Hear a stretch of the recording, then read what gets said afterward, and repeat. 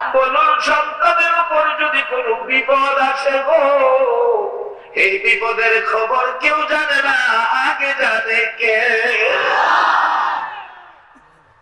বাবারা, মারে চিনো, মারে কষ্ট দিও না, জান্নাতের চেয়েও দামি হলো তোমার মা, জান্নাতের চেয়েও দামি হলো তোমার আমার মা। রাসূল বলেছে মায়ের পায়ের নিচে জান্নাত, জান্নাতের নিচে মা বলে নাই, মার পায়ের নিচে জান্নাত।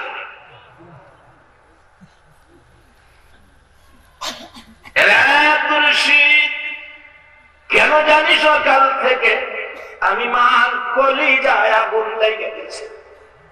বাবা গো, কেন জানি কান্না থামাইতে পারি না গো বাবা। আব্দুর রশিদ চোখের পানি ঝরঝর করে ছেড়ে দিলেন, ঘরের ভিতরে ঢুকলেন, মার কাছে যাইয়া ডাকে, মা গো, তোমার বুকের আগুনের কারণ আমি আব্দুর রশিদ নবীর দুশমনটাকে দুনিয়া থেকে বিদায় করে দেওয়ার অপরাধে ব্রিটিশের কোর্ট আমাকে মৃত্যুদণ্ড দিয়েছে। কালকে এমন সময় তোমার আব্দুর রশিদ আর তোমার মা ডাকতে আসবে না, কালকে এমন সময় তোমার আব্দুর রশিদ থাকবে গো মা কবরে। মা গো, এই রাত্রটা থাকবো তোমার পাশে। বিছনা করে দিলেন মা, ডাকতেছে আব্দুর রশিদ, আসো বাবা, ঘুমিয়ে যাও। সারা রাত আমি তোমার মাথার পাশে বসে বসে আমি মা জীবনের শেষ দেখা তোমাকে দেখবো, তুমি ঘুমিয়ে যাও বাবা, ঘুমিয়ে যাও। আব্দুর রশিদ বিছানায় শুয়ে গেলেন, মা পাশে বসে আছেন। একটু পরে বিছানার থেকে উঠে ঘরের দরজার দিকে যাচ্ছে, মাটাই না ধরছে, বাবা ঘুমাও, কোথায় যাও, আমি তোমার মাথায় হাত বুলাইয়া ঘুম পাড়াবো। আবার শুয়ে গেলেন, আবারও একটু পরে দরজার দিকে যাচ্ছেন, মা ডাকতেছেন, আব্দুর রশিদ রে, কালকে মৃত্যু হবে বলে বুঝি ছটফট করছো, তোমার বুঝি ঘুম আসতেছে না? বাবা শুয়ে যাও, তোমার মাথায় হাত বোলাইয়া ঘুম পাড়াবো। আব্দুর রশিদ জবাব দিচ্ছে, মা কালকে মৃত্যু হবে বলে আমি ছটফট করি না গো মা। মা গো, কেন ছটফট করি শুনো, তুমি আমাকে তাই না বিছানায় শোয়াও ঘুমানোর জন্য, আমি তো তোমার পাশে ঘুমানোর জন্য অনুমতি নিয়ে আসছি। মাগো, তোমার ডাকে যখন বিছানায় শুয়ে যাই ঘুমানোর জন্য, মা আমি দরজার দিকে এই জন্য যাই, মাগো আমি দেখি আমি বিছানায় শুয়ে গেলে আমার মদিনার নবী দরজায় দাঁড়ায় আমারে ডাকতে থাকে।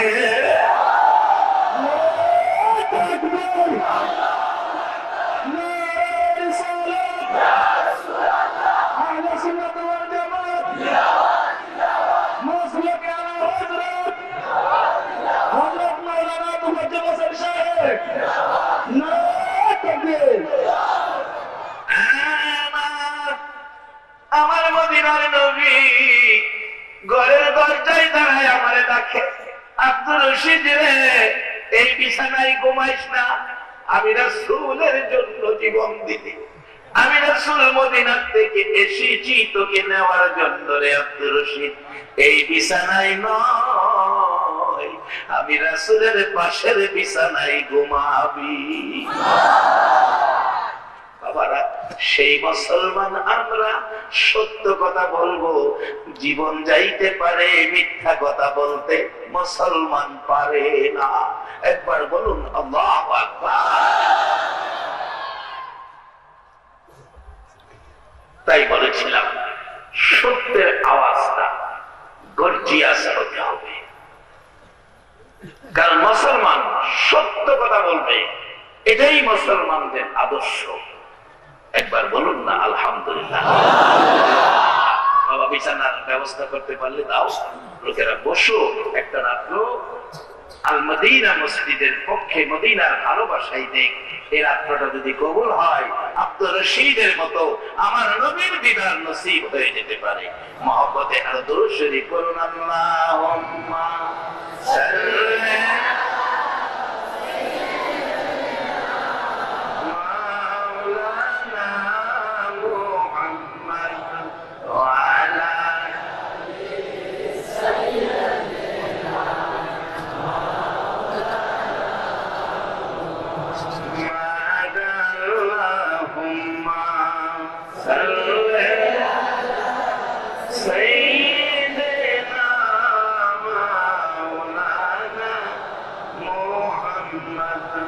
وعلى آل سيدنا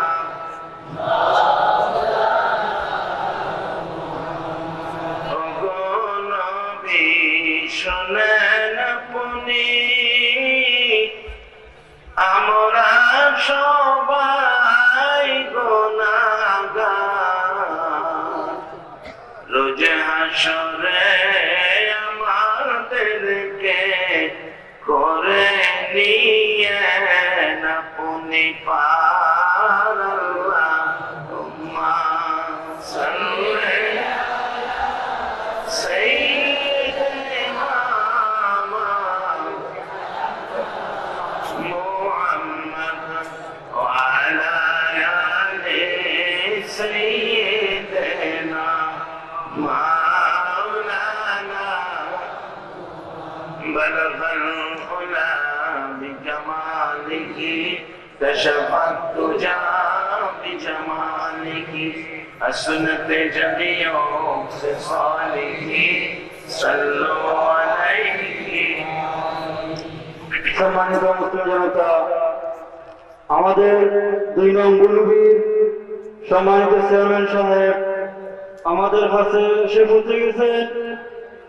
সম্মানিত চেয়ারম্যান সাহেবকে ওয়ার্ড পরিচালনার কমিটির পক্ষ থেকে, পশ্চিম রিয়ারপুর এলাকাবাসীর পক্ষ থেকে আসন গ্রহণ করার জন্য সবিনয় আহ্বান জানাচ্ছি। সবাই বলুন মারহাবা। সম্মানিত চেয়ারম্যান সাহেব উপস্থিত হয়েছেন, উনি ওনার আসন গ্রহণ করে অলঙ্কৃত করেছেন।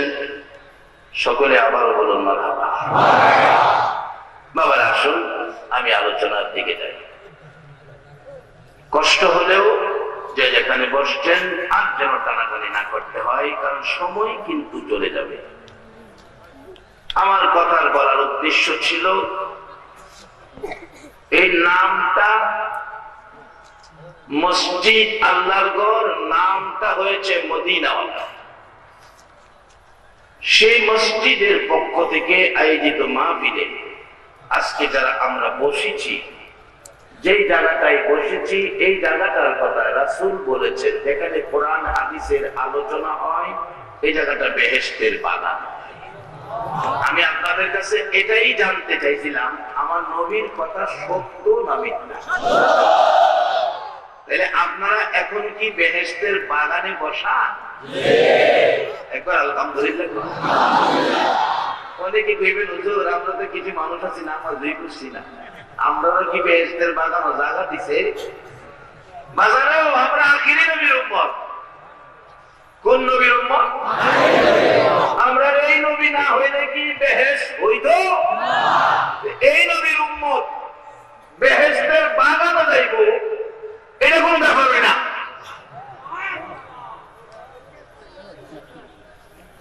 নামাজ এনে নাই, কালিমাটা আছে না? হাদিস শরীফে রাসূল বলেছেন, মান ক্বালা লা ইলাহা ইল্লাল্লাহু ফাদাখালাল জান্নাহ। এই কালিমা যারা পড়েছে তারা বেহেশতে প্রবেশ করবে।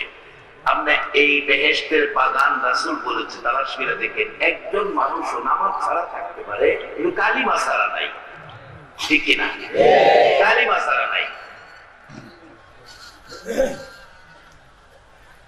তাইলে আবারও বললাম, রাসূল বলেছেন এটা বেহেশতের বাগান। তাহলে আমরা যারা এই মাহফিলে বসেছি, এখন আমরা কোথায় বসে আছি?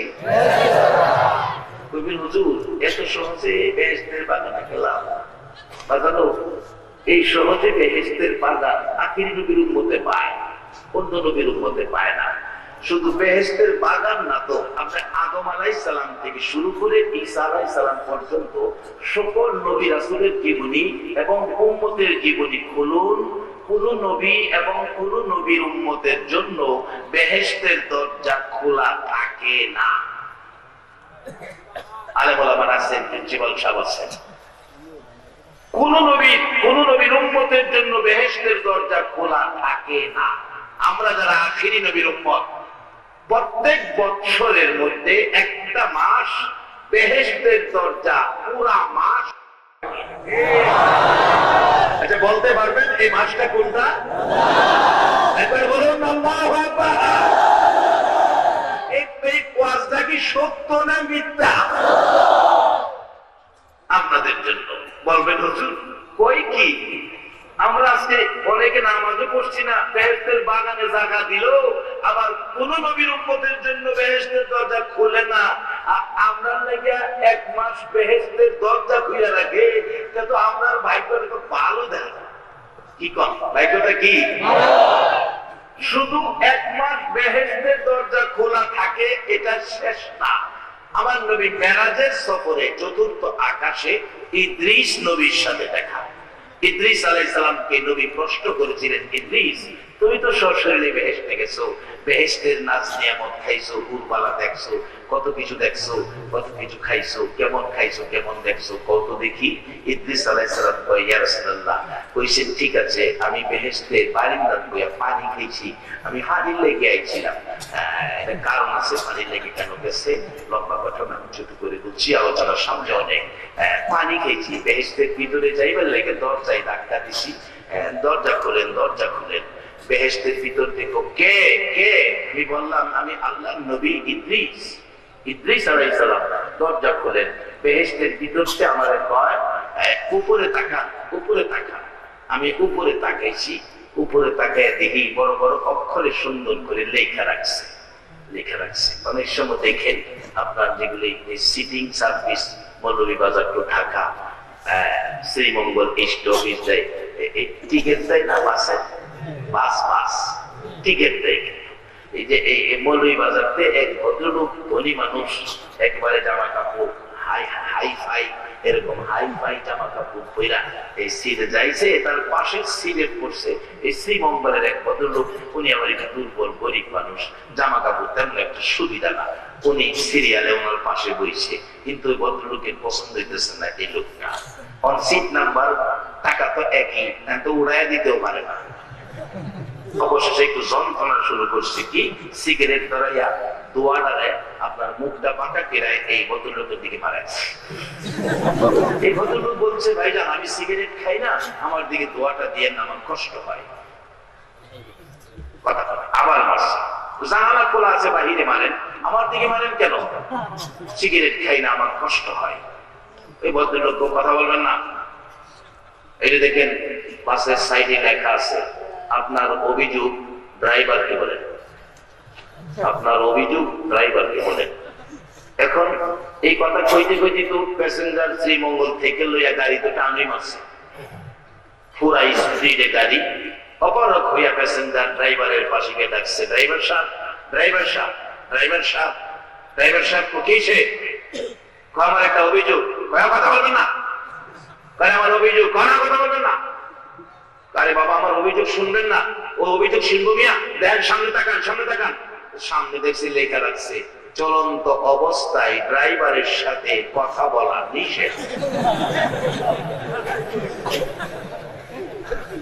বেচারা আর বিচার খাইল না, এনেই বইল।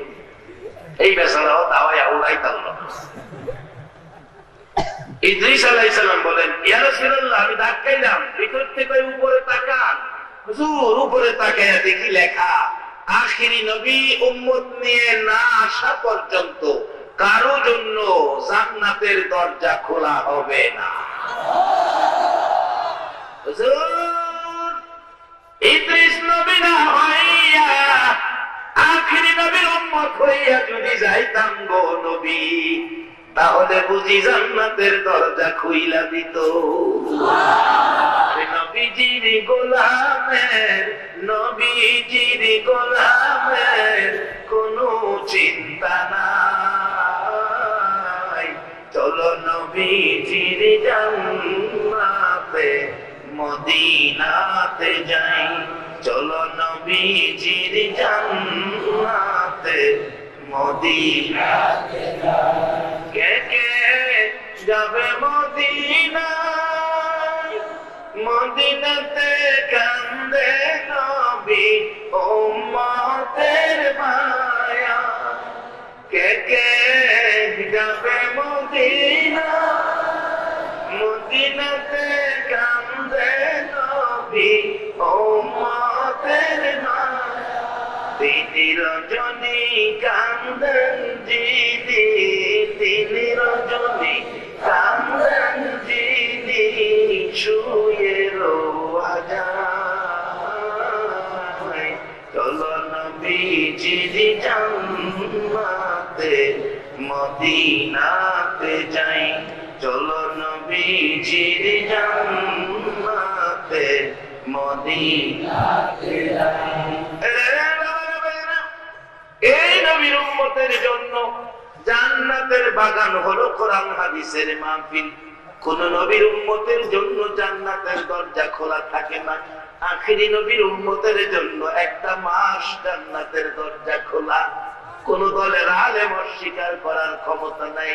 কোন নবীর উম্মতের জন্য জান্নাতের দরজা খোলা থাকে না, শুধু আপনাদের মতো আখিরি নবীর উম্মতের জন্য রমজান মাসটা জান্নাতের দরজা খোলা থাকে।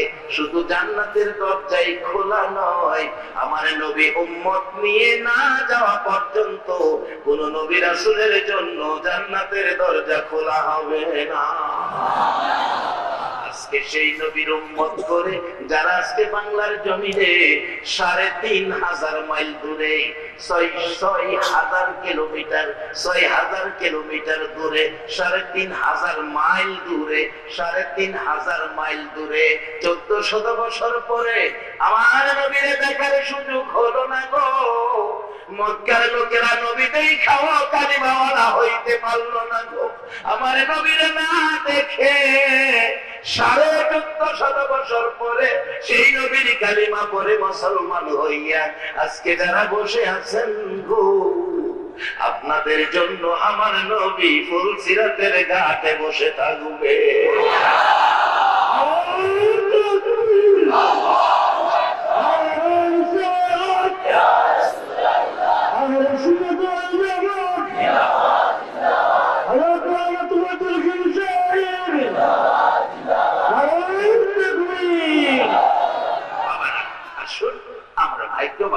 আজকে যারা মাহফিলে বসে আছি, মাহফিলটা মসজিদের উদ্যোগে। বলুন মসজিদ কার ঘর? আবার বলুন। এবার নন আগে আল্লাহরে চিনি। এত বড় আকাশটা খুঁটিবিহীন কে ঝুলাইয়া রাখলেন? এমন কোন শক্তি পৃথিবীতে আছে খুঁটিবিহীন এমন একটা আকাশ ঝুলাইয়া রাখতো? আমরা তো বিল্ডিং করলে কত খুঁটি, কত রড, সিমেন্ট, পাথরের কণা, ইটের কণা, তারপর আবার ২-৪-৫ বছর পর পর রং করতে হয়। এই যে আকাশটা বানাইছে একবার, কোনদিন বাংলাদেশে আইসা ফেরেশতারা কইছে আকাশ রং করার টেন্ডার হইব?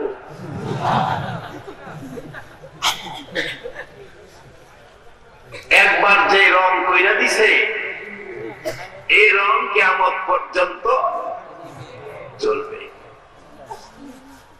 এবার আসুন, মাছ কত প্রকার বানাইছে, এটা কার লাগে বানাইছে? আল্লাহ খাইতো না বান্দা খাইতো? এর একটা মাছ বানাইবার ক্ষমতা কি আমরা আছে? রাখলাম মাছ। এবার আসুন ফল ফলাদি, কত জাতের ফল ফলাদি আমাদের বাংলাদেশে। আল্লাহ ভাই বাংলাদেশের ফল খায়া তোমার তৃপ্তি আসে না, তোমার জন্য বিদেশ থেকে ফল ব্যবস্থা করে দিছি। যেমন মালটা, আজ থেকে ৪০ বছর আগে মালটা নামের ফল বাংলাদেশের মানুষ চিনত? আল্লাহ ভাই সব ব্যবস্থা করতেছি। দেখেন আঙ্গুর নাম শুনছি শুরু সময়, খামদুরের কথা দেখছিও না, আর এখন আঙ্গুর শুধু খাটো বাজারেই পাওয়া যায়। কি করে আল্লাহ তাই খা, সাদাটা ভালো লাগে না, কালাটা খা, কালাটা ভালো লাগে না, আরেকটা আছে না লাল, লালটা খা। আচ্ছা, এইভাবে সিস্টেম করে আমরা সুখ শান্তির জন্য এই ফায়সালাতে করলেন। বলুন এই মালিকটা কে? এই মালিকটারে চিনা আমরা দরকার আছে নেই? কবি বলেছেন আল্লাহর কথা, যখন তোমার কেউ ছিল না তখন ছিলাম আমি। এই কথা কে বলতেছে? আল্লাহ। আল্লাহর কথাটা কবি প্রকাশ করতেছে, যখন তোমার কেউ ছিল না তখন ছিলাম আমি, যখন তোমার সব হয়েছে পর হয়েছি আমি। যেদিন আমার কেউ ছিল না সেদিন ছিল মালিক আল্লাহ। বলুন, আমরা যখন মার পেটে ছিলাম, খাবার দাবারের জন্য চাকরি নকরি ব্যবসা বাণিজ্য গৃহস্থী কোন চেষ্টা করুন লাগছে? বলুন, এদিন আমরা মালিক কে আছেন? মার পেট থেকে দুনিয়াতে আইসা দুনিয়ার খাবার, শ্রীমঙ্গলের হোটেলের খাবার, মৌলভীবাজারের হোটেলের খাবার আমার পক্ষে সম্ভব হবে না বিদায় আপনার আমার মার স্তরে একেবারে বিশুদ্ধ খাবারের ব্যবস্থা করে দিয়েছিল কে? কেমন খাবার? পুরো বাচ্চা অসুস্থ হলে ডাক্তারের কাছে নিয়ে ডাক্তার বলেন, বাচ্চাকে কি খাওয়ান? কইলে একটু যেন খাওয়াই, মাই বই খাওয়াই। ডাক্তার বলেন, না না না, এগুলি খাওয়াবেন না, বাচ্চাকে মায়ের দুধ খাওয়াবেন, কারণ বাচ্চার জন্য মায়ের দুধের বিকল্প নাই। আমার আল্লাহ বলেন, পৃথিবীর মানুষ চিনলে না মানে শুন ডাক্তার কি কয়, এমন বাজেট আমি দিয়েছি রে বান্দা, যার বিকল্প পৃথিবীতে নাই। পৃথিবীতে নাই এমন জিনিসটা যিনি দিলেন, বলুন এই মালিকটাকে। এই মালিককে খুশি করা বলুন আমাদের দরকার আছে কিনা? বাবারা, এই মালিক খুশি করবেন কিভাবে? আসুন বাস্তবে যাই, বাস্তবে যাই। মালিক খুশি করতে গেলে থাকতে হবে আমার নবীর প্রেম, নবীর ভালোবাসা, তাহলে মালিক খুশি করা সহজ। আরো থাকতে হবে আমাদের মধ্যে দান খয়রাত, তাহলে মালিক খুশি হবে। যার বাস্তব খাতুনে জান্নাত ফাতেমাতুজ জাহরার জীবনী খুলুন। মা ফাতেমার ঘরে 3 দিন হলো গো চুলায় আগুন জ্বলে না। 3 দিন হলো মা ফাতেমার চুলায় আগুন জ্বলে না। হাসাইন হুসাইন ছোট বাচ্চা গলা কাটা মুরগির মতো লাফাইয়া লাফাইছে। মা ফাতেমা 3 দিন হলো চুলায় আগুন জ্বলে না। এদিকে আসছে মেহমান, এদিকে আসছে বাড়িতে মেহমান। মেহমানদারি করাও তো সুন্নতে রাসূল, মেহমানদারি করা তো সুন্নতে রাসূল। ডাকতেছে খাতুনে জান্নাত ফাতেমাতুজ জাহরা তার স্বামীকে লক্ষ্য করে, স্বামী গো, ও স্বামী, হযরত আলী শেরে খোদা এদিকে আসো। আমার ওড়নাটা, ফাতেমা বলছেন, আমার ওড়নাটা বাজারে বিক্রি করে, ওড়নাটা বাজারে বিক্রি করে বাজার করে নিয়ে আসো, কারণ বাড়িতে মেহমান, মেহমানদারি করা সুন্নাত। আমার বাবা বলেছে মেহমানদারি করা সুন্নাত, মেহমানদারি করব। হযরত আলী রাদিয়াল্লাহু তাআলা জীবনী বাজারে গেলেন, লম্বা ঘটনা ছোট করে বলছি। বিক্রি করবেন ফাতেমার ওড়না, দাম কত? দাম কত? 6 দিরহাম। আমাদের টাকা বুঝাই 6 টাকা। 6 টাকা বিক্রি করে বাজার করবেন। এমন সময় এক ভিক্ষুক এসে হাত বাড়াইলেন, আলী, আলী রে, আল্লাহর রাস্তায় আমাকে কিছু দে, আমার চুলায় আগুন জ্বলে না রে আলী, আমাকে কিছু দে। হযরত আলী বলেন, আল্লাহর রাস্তায় যদি কেউ হাত বাড়ায়, এ হাত খালি দেওয়া যায় না, কিন্তু আমার যে বাড়িতে মেহমান কি করব?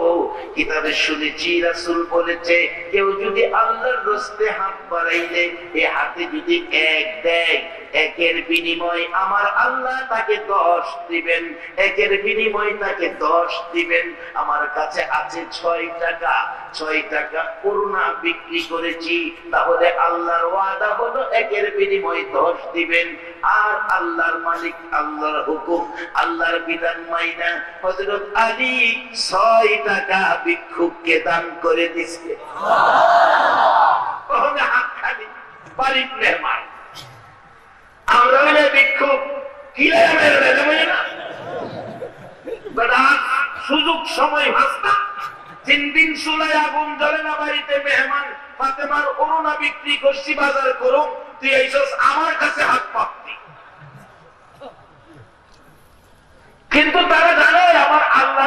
সত্য না মিথ্যা? মাগো মেয়ে লোকেরা, তোমাদের দিকটা গুরুত্ব বেশি।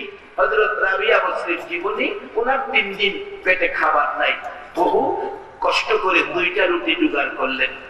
এক পাগলা এসে ডাকছে, মাগো ঘরে কে আছো? আমি তো 7 দিন যাবত খাই না। রাবিয়া কয়, আমি খাই না 3 দিন, পাগলা খায় না 7 দিন। আর যা করছে খোদা, 7 দিনের ক্ষুধার্ত তাকেই দিয়া দেই। 2 রুটি দিয়া কয়, আল্লাহ তুমি না কইছো একটা দিলে 10টা দিবা, আমি রাবিয়া 2টা দিছি, হিসাবে আমি 20টা খায়া। একবার আল্লাহু আকবার বলো। আমরা তো 10 টাকা দিতে চাই না, 10 টাকাও যদি দেই ভিক্ষুকের 3টা নমক মারি, কামাই করে রাখছি তোরার লেগে সারাদিন আজকা টাকা দিতে দিতে করে বিরক্ত হয়ে গেছি। আরে কার টাকা দিবেন? আল্লাহ আপনারে পিছনে কেড়ে দিতেছেন। আল্লাহ যদি না দিত, দিতেন করতে। যদি আল্লাহ আপনারে ভিক্ষুকের মতো বানাইতো, তাহলে বুঝবে না ভিক্ষা করলে কি মন ভালো লাগে। ভিক্ষুক আইলে নিজের প্রশ্ন করে, তুই যদি ভিক্ষুক হইতে তাহলে কেমন লাগতো? আমি দেখছি বাস স্ট্যান্ডে একটা ভিক্ষুক, এটা একটা পাও সমস্যা, খুশি মনে হাসি দিয়া দোকানদারের কাছে হাত পাতে, আমার আল্লাহর রাস্তায় দিবেন? যদি কয় মাফ করো, মনটা কষ্ট করে দরজার থেকে ফিরে আসে। বাবা, ভিক্ষুকের হাত কোনদিন খালি দিয়েন না।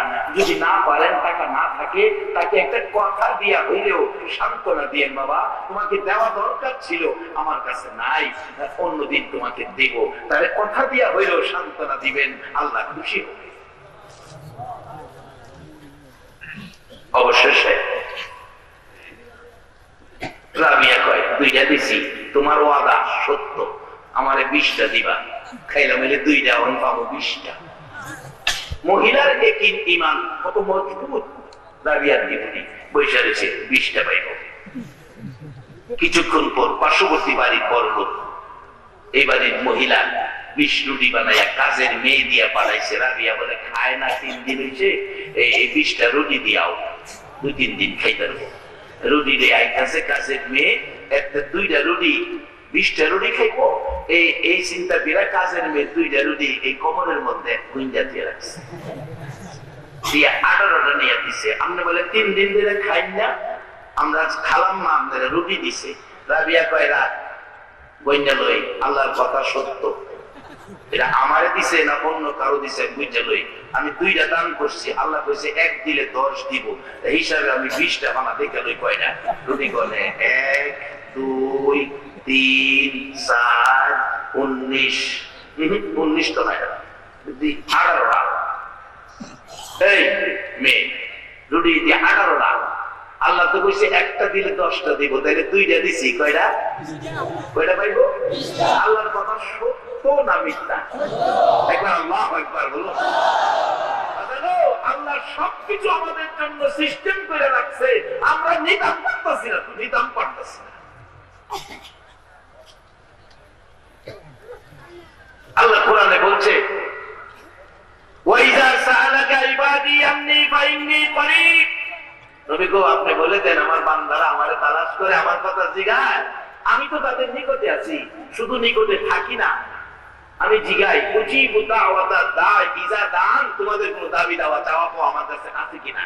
যদি থাকে, আল্লাহ কি কয়, ফালিয়াস্তাজিবু লি ওয়া লিইউমিনু বি লাআল্লাহুম ইয়ারশুদুন, আমি তোমাদের সব দাবি দাওয়া পরিশোধ করে দিব। আপনাদের সাথে কইতেছে, আমরা সব দাবি দাওয়া পরিশোধ করবো। রাবিয়া কয়, মানি না। এই বেটি, এই তোর রুটি তুই লয়ে যা, আমার হইলে 20টা হইলে, আমার হইলে 18টা হইতো না। আমার আল্লাহর কথা মিথ্যা না, আল্লাহর কথা সত্য। এবার বাড়িতে বাইরে গিয়ে গাড়ি পাওয়া রে বাবা, বেডির এত বড় ফ্যাট, 20 রুটি লাগে, 2 রুটি বাইরে কিনা, আবার এই রুটির ভিতরে ঢুকাইছে, দুহাই নেন, এত রুটি ওই লাগে, 20 রুটি খাওয়ার লাগে, 18টা হয় না? তো মাগো, 18টা খাইবার লেগে না, আমার আল্লাহর কথা যে সত্য, 1 দিলে যে আল্লাহ 10 দেয়, এটা প্রমাণের জন্য কইছি। 20টা আমি খাইতাম না, আমি আল্লাহর কথা সত্য প্রমাণ করার জন্য। এবার গণেন, এবার গণতেছে 15, 16, 17, 18, 19, 20। এবার ঠিক আছে। রাবিয়া অত তোমার মতন একজন মহিলা গোমা, তবে রাবিয়ার চরিত্রে ভেজাল ছিল না, আমরার মধ্যে ভেজাল। রাবিয়া বেপরদা চলতো না, আমরা বেপরদা। রাবিয়া স্বামীকে কষ্ট দিত না, মিথ্যা কথা বলতো না, কিন্তু আমরা মিথ্যা কথা কই। মহিলারা স্বামীর সাথে বেয়াদবি করে, আর করতোই না কেন? স্বামী চাকরি করে দ্বিতীয় গ্রেডে, স্ত্রী চাকরি করে নাম্বার 1 গ্রেডে। বাড়ি থেকে স্ত্রী স্বামীরে পায় রান্না বাড়া হয়েছে, রান্না বাড়া হয়েছে মানে রান্না বাড়া কি আমি করুম না তুমি করবা? আমি করুম কি লিগা? ভাই আমি করুম কি লিগা? আমি ডিউটির থেকে আইছি, মহিলাদের দায়িত্ব রান্না বাড়া। তুমি যেমন ডিউটির দিয়েছো আমিও তো ডিউটির দিয়েছি। মুড়ি খাইয়া ঘুমায়। আচ্ছা, এর মধ্যে স্বামী স্ত্রীর মহব্বত সুখ হইল না দুঃখ হইল? মন্ডপেরা খাওয়ানোর সুযোগ পাইল না। খালি মহিলারা দোষ দিয়েন না, মহিলারা একটু সুযোগ দিয়ে চাকরি করে পয়সাও খাইতেন চাইবেন, এই বেচারির হাতের পাকও খাইতেন চাইবেন, কত আশা করেন। যারা চাকরি ফিরাইয়ে এরা রান্না বাড়া করবো কেমনে, এরা কত কষ্টই। তবে এই তুলনায় আমরা বাংলাদেশ ভালো আছি।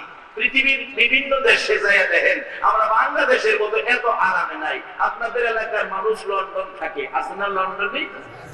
কিন্তু আমরা তো একজনে কামাই করে 10 জনে পয়সা খায়। কিন্তু লন্ডন গিয়া দেখেন, কাম না করলে ভাত নাই। ঠিক নিও কামও ডিউটি 8 ঘন্টা না, কয় ঘন্টা ডিউটি করুন লাগে? 12 ঘন্টা। মালদ্বীপ গেলাম মাহফিলে, মালদ্বীপ 12 ঘন্টা ডিউটি, রান্নার সুযোগ নাই, হোটেলতে খায় ঘুমায় থাকে। মালয়েশিয়া গেলাম মাহফিলে, 12 ঘন্টা ডিউটি, রান্না করার সুযোগ নাই, হোটেলতে খায়া ঘুমায় থাকে। কোন কোন ফ্যামিলি আছে স্বামীর সাথে স্ত্রীর দেখা হয় না, স্ত্রীর সাথে স্বামীর দেখা হয় না ছুটির দিন ছাড়া। বাবা মারে একসাথে ছেলে মেয়ে দেখে না ছুটির দিন ছাড়া। বাবা কই, মা কই, ছেলেরা কই থাকতো। এই তুলনায় আমরা বাংলাদেশের মানুষ অনেক শান্তিতে আছি, কি বলেন ঠিক কিনা? প্রশ্ন আসবে, হুজুর আমরা শান্তির কারণ কি? কারণটা কই? একটু লম্বা হয়ে যেতেছে, কষ্ট হইব। কারণ হইল এই দেশের প্রতি, বাংলাদেশ পূর্বাঞ্চল, পৃথিবীর পূর্বাঞ্চলের প্রতি নবীর একটা সুনজর আছে। নবী বলেছেন, মধ্যপ্রাচ্যে সকল নবী রাসূলের জন্ম, পূর্বাঞ্চলে কোন নবী রাসূল নাই, পশ্চিমাঞ্চলে নবী রাসূল নাই, কাজেই মধ্যাঞ্চলে সব নবী রাসূল। পূর্বাঞ্চলে ইসলামের কাজ করবেন আল্লাহ ওয়ালারা, আল্লাহর ওলিরা। রাসূল বলেন, আমার নাকে পূর্বাঞ্চল থেকে আল্লাহ ওয়ালাদের ঘেরান আমার নাকের মধ্যে লাগতেছে। আমার নবী মসজিদে নববীর ছাদের উপর দাঁড়ায়া আমাদের দিকে নাকটা ঘুরাইয়া নাক মোবারক দিয়ে ঘেরান টানতেন। সাহাবায়ে কেরাম আরজ করতেন, ইয়া রাসূলুল্লাহ কিসের ঘেরান দিচ্ছেন? তো পূর্বাঞ্চলে আমার আল্লাহর ওলিদের ঘেরান আমার নাকে লাগতেছে, তাই আমি সেই দিকে তাকিয়ে আছি। সাহাবায়ে কেরাম বলতেন, ইয়া রাসূলুল্লাহ যেই দিকে রাসূল ঘেরান নেই, আমাদের জন্মটা যদি সেই দিকে হতো। কারণ মক্কায় জন্ম হয়েও অনেকে কালিমাওয়ালা নবীর উম্মত হতে পারে নাই, কাফের হয়ে গেছে। নবীর মহল্লায় জন্ম হইয়া আবু জাহেল ঈমানওয়ালা হতে পারছে না, কাফের হয়ে গেছে। আর আমরা 3500 মাইল দূরে 1400 বছর পরে বাংলাদেশে নবীকে একটা নজর না দেখে কালিমা পড়ে মুসলমান হয়ে গেছি।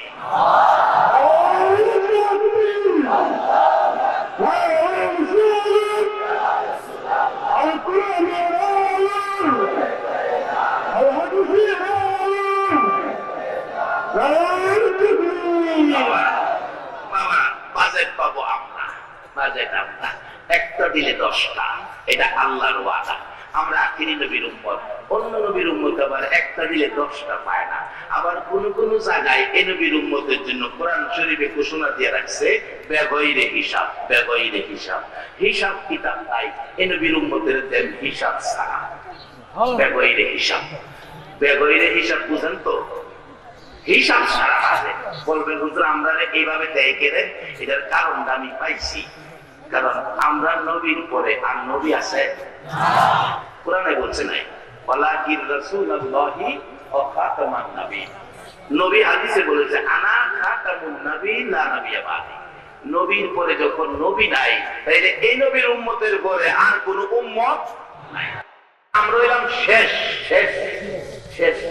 আমরা দেশ যেটা করে শেষ সন্তান হয়, এটা কয় শেষ কাটাইলা দুলি দ্বারা। আমাদের এলাকার ভাষা, আঞ্চলিক ভাষা। আপনাদের সিলেটে কি কয়? যেটা করে শেষ, এটা শেষ দ্বারা, মানে দুলি দ্বারই, মানে এটা সর্বশেষ আর নাই। এটা পেলাম যন্ত্রণা মা বাবারে বেশি করে, ঠিক নেই? আমার আদরের বেলা পেলাম এটাই বেশি ভাগ। আরে আমরা গুনাহগার হতে পারি, যন্ত্রণা বেশি দিতে পারি, কিন্তু আদরের বেলা পেলাম আমরাই বেশি ভায়া। কিভাবে? আমরা তো শেষ। দেখবেন বাবা এই আঙ্গুলদের হাতে জিগায় চাচা এইটা খুব কইও না, এটা আমার শেষ কাটাইল না, সত্তারে ভুলতারি, এটারে ভুলতারি না। আমার নবী বলেন উম্মতের রে, আমি তো আমার উম্মতের বলতে পারি না, কিন্তু যারা নবীর যুগে ছিল তারাও উম্মত। আজকে যারা বসে আছেন আপনারাও উম্মত। আপনাদের কথা নবী 1400 বছর আগে কি বলেছেন সাহাবায়ে কেরামদের জীবনীর মধ্যে আসছে। সাহাবীরা বলেন ইয়া রাসূলুল্লাহ, আমরা আপনার সাহাবী, বাইক কত ভালো, নসিব কত ভালো। আমার নবী প্রশ্ন করেন সাহাবীরা ঠিকই বলেছো, তবে একটা প্রশ্ন তোমাদের কাছে। কি প্রশ্ন? তোমরা কি আমার বন্ধুদেরকে দেখছো? বন্ধুদেরকে দেখছো? সাহাবীরা বলেন হুজুর আপনার বন্ধু তো আমরা। রাসূল বলেন তোমরা আমার বন্ধু না রে, তোমরা আমার সাহাবা। সাহাবা শব্দের অর্থ হলো সঙ্গী, সঙ্গী। তোমরা আমার সঙ্গী, বন্ধু নয়। বলো বন্ধুদেরকে দেখছো কিনা? হুজুর আমরা যখন বন্ধু না, তাহলে আপনার বন্ধু কারা? আল্লাহ আর আল্লাহর রাসূল ভালো জানে, আমরা জানি না। আমার নবী চোখের পানি গুলো গাল বেয়ে ছেড়ে দিছে। রে সাহাবীরা শুনো, আমার বন্ধু কারা রে? আজ থেকে 1400 বছর পর 3500 মাইল দূরে রে, আমার কথা শোনার জন্য আমার পাগল উম্মত গুলো একটা দিন আমারে দেখার সুযোগ হলো না, সাহাবীদের সাথেও দেখা পেল না। তারপরেও রাতের গভীরে ঘন্টার পর ঘন্টা বসে থাকবে। আমি নবীর দুঃখের কথাগুলো শুনলে রে জর্জর করে চোখের পানি ছেড়ে দিবে। কেউ কেউ আহ করবে, ঘন্টার পর ঘন্টা বসে থাকবে। সাহাবীরা বলেন হুজুর বলেন কি? 3500 বছর পর, 3500 মাইল দূরে, 1450 বছর পরে আপনার কথা শোনার জন্য বসে থাকবে, অথচ আপনাকে দেখে নাই। আমার নবী বলেন সাহাবীরা রে শুনে রাখো, তারাই হবে রে আমি রাসূলের বন্ধু। মক্কায় জন্ম হইয়া নবীর বন্ধু হতে পারলো না, বাংলায় জন্ম হইয়া নবীর বন্ধু হয়েছেন। এর চেয়ে বড় কপালওয়ালা মানুষ আর কেউ হতে পারে না। বাবারা আসুন এই বন্ধুত্ব কিভাবে আমরা ধরে রাখবো, অল্প সময় আমি মূল কথাগুলো সামনে নিয়ে আসতেছি। তার আগে যা বলেছিলাম খাতুনে জান্নাত ফাতেমাতুজ জাহরার জীবনী থেকে কথাটা খেয়াল আছে? হযরত আলী 6 টাকা বিক্রি করলে ভিক্ষুক হাত বাড়াইলেন, আল্লাহর রাসূলের সাহায্য। 6 টাকাই দিয়া খালি হাতে বাড়ি যায় আর কয় আল্লাহ কইছে 1 দিলে 10 দিব। আল্লাহ কয় জিবরাইল আমার নামের কলঙ্ক হয়ে যাবে, ফাতেমার বাড়িতে মেহমান, তাড়াতাড়ি জান্নাত থেকে একটা সুন্দর উট নিয়ে যাও, উট নিয়ে যাও। জিবরাইল আবার মিকাইলকে পাঠাইছে তুমি উটটা খরিদ করবা, আর ইসরাফিলকে পাঠাইছে তুমি এটা তদারকি করো, এই ব্যাপারটা বিক্রি করবে জিবরাইল, খরিদ করবে মিকাইল। পাঠাইছে উট দিয়া, রাস্তায় বসে রয়েছে হযরত আলী বাজার থেকে আসতেছে, মানুষের সুরতে জিবরাইল বসা, এত সুন্দর উট। ডাকতেছে আলী উট কিনবা? হযরত আলী কো আমার কাছে 10 পায় নাই।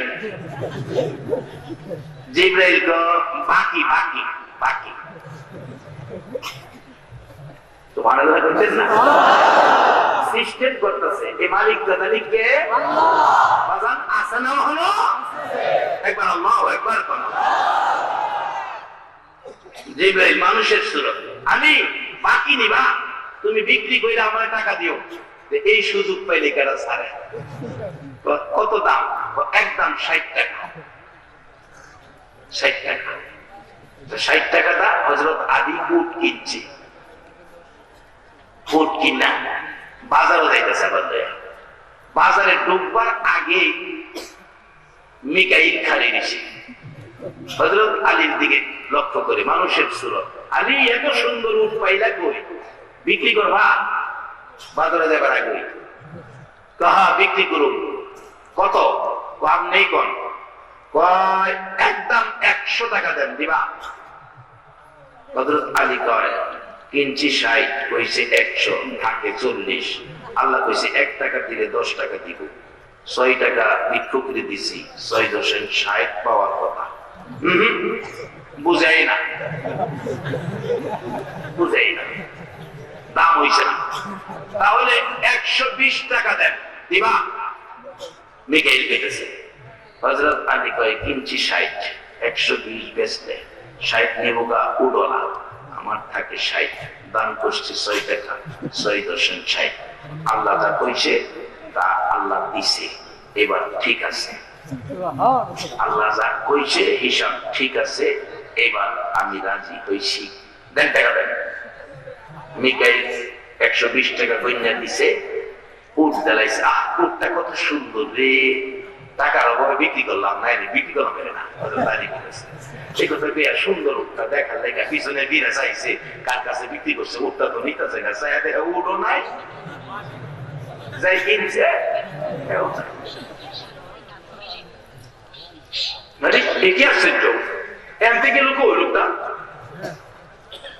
দৌড়ে গেছে, যার কাছ থেকে কিনছে হেই রাখছে কিনে কে দেয় না বসা। জিবরাইল মানুষের সুরতে ডাকতেছে, ভাই সাহেব আমরা টাকা লেগে দৌড়ে আইছি, কিন্তু উটটা বিক্রি করলাম, আমরা কে যে নিল লইয়া যে গেল হাত দিয়ে। জিবরাইল তো জানে কেটে নিচ্ছে, কয়টা হেটা নিতে হইতে হইছে, আমার টাকা দেন, আমার টাকা দেন। 60 টাকা কইনা দিছে, বাকি 60 টাকা লইয়া বাজারও না গিয়া বাড়িতে গেছে খালি হাতে। ফাতেমা কই স্বামী বাজার কই, বাড়িতে মেহমান? কয় বাজার করে কোন ই তোমার করুণা 6 টাকা বিক্রি দিরা আল্লাহ রাস্তায় দান করে দিলাইছিলাম 6 টাকা, খালি হাতে বাড়িতে দেখছি এক বেচারা উট বিক্রি করলো আমার 60 টাকা। আমি বাজারে যাইবার আগে আবার আরেকজনে কিনে নিল 120 টাকা। আল্লাহ কইছে 1 দিলে 10 দিব, আমি এই 6 টাকা দিতাম, আমি 60 টাকা পাইছি। এটা কেডা উট বেচলো, কেডা কিনলো, কইতে আইলো, এটা আগে না বুঝা এই টাকা খরচ করতাম না। মেহমান বইয়া থাক, চলো দুইজনে নবীর কাছে যাই। আমার নবীর কাছে যাইবার আগে জিবরাইল আয়া কয়, হুজুর আল্লাহর ওয়াদা আল্লাহ পুরা করছে, আপনি কইয়া দেন উটটা হইল বেহেশতি, এই উটটার মধ্যে সোয়ার হইয়া ফাতেমা জান্নাতে যাইবো। এই উট বিক্রি করছে জিবরাইল, খরিদ করছে মিকাইল। 1 টাকা দিয়া 10 টাকা পাওয়ার কথা, 6 টাকা দিয়া 60 টাকা পাওয়ার ব্যবস্থা করে দিছে আমার আল্লাহ। সবাই বলো এই আল্লাহ আছে দিও মনো। এক দিলে কত দেয়?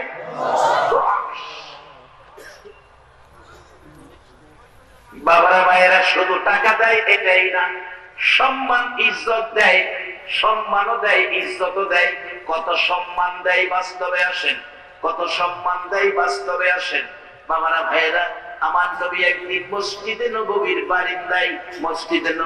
বারিন্দায় বসে ডাকছে, সাহাবীরা আজকে দেখতে চাই তোমরা আমাকে কে কত ভালোবাসো, কে কত ভালোবাসো। সবাই দৌড়ায় গেছে বাড়িতে, কেউ টাকা, কেউ পয়সা, কেউ স্বর্ণের অলংকার। মদিনার মহিলারা গলার হার, হাতের হাইবুড়ি, কানের অলংকার খুলে খুলে নবীর সামনে পাঠাইতেছে। সকলে আনতেছে, জিজ্ঞেস করলেন কি আনছো? হুজুর আমার যা ছিল 4 আনার 1 আনা রাখছি, 3 আনা লয়ে আইছি, 2 আনা লয়ে আইছি, 2 আনা রাখছি। এইভাবে হিসাব দিতেছে। শুধুমাত্র বাকি কিতাব লেখে আবু বকর সিদ্দিক ডাকতেছে, তোমরা দাঁড়াও, আমার আবু বকর এখনো আসে নাই। আবু বকর ঘরে যাইয়া রুমালটা বিছাইয়া এই কাপের পিরিজদানি লইছে, গুটিনাটি জিনিস যা আছে রুমালে, গ্লাস লইছে, কুপি বাতি লইছে, নিমকদানি লইছে, সব রুমালে প্যাকেট করে রওনা হবেন, আসবেন। এবার তার বিবি পিছন থেকে ডাকছেন, স্বামী সব প্যাকেট করে কোথায় রওনা হয়েছো? বিবি গো, রাসূল বলেছে ভালো কত গ্যাপ আসে পরীক্ষা করবে। ও বিবি, আর কিছুই নাই, সব প্যাকেট করে রাসূলের ভালোবাসায় রওনা হলাম। বিবি ডাকতেছে, স্বামী গো, সব তুমি নিয়ে নিলা, আমারে কিছু দেওয়ার সুযোগ দিলা না। শুনেছি মদিনার মহিলারা গো আমার নবীর ভালোবাসায় অনেক কিছু দিয়েছে। শুধু অনেক কিছু নয়, ও মা বোনেরা শোনো, মদিনার মহিলারা আমার নবীরে কত ভালোবাসতো। আমার নবী যুদ্ধে গেলেন, শহীদ হলো অনেক সাহাবা, খবর পেল নবীও দুনিয়ায় নাই। একটা মহিলা পাগলিনী হইয়া দৌড়াইয়া যুদ্ধের ময়দানে রওনা হয়েছে। সাহাবীরা দেখলেই তাকে, মা দাঁড়াও, কই যাও? তোমার দুইটা ছেলে শহীদ হয়ে গেছে। মহিলা বলেন, আমি ছেলের জন্য যাই নাই। আর একটু আগে বললে জিগাই, মা কই যাও? তোমার স্বামী শহীদ হয়ে গেছে, আমি স্বামীর জন্য যাই নাই। আর একটু গেলে আরেকজন জিগাই, কই যাও? ও সাহাবীরা, সাহাবীরা, আমি যুদ্ধের ময়দানে যাই। যাইও না, তোমার আপন ভাই শহীদ হয়ে গেছে। আরেকজন জিগাই, কই যাও? একটা চিৎকার মারছে, কেউ বলেছ ছেলে শহীদ হয়েছে, কেউ বলেছ স্বামী শহীদ হয়েছে, কেউ বলেছ ভাই শহীদ হয়েছে। ভাইয়ের খবর দিলা, স্বামীর খবর দিলা, ছেলের খবর দিলা, আমার দয়ার নবীর খবর দিলা না।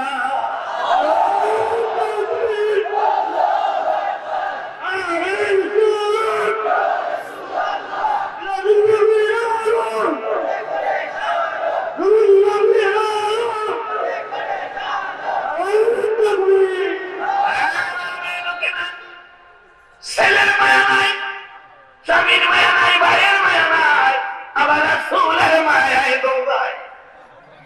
ও মদিনার মহিলারা জীবন ধন্য করেছে আমার নবী পাইয়া। শুধু তাই নয়, টাকা পয়সা নয়, শুধু সন্তানাদি নয়, স্বামী নয়, ভাই নয়।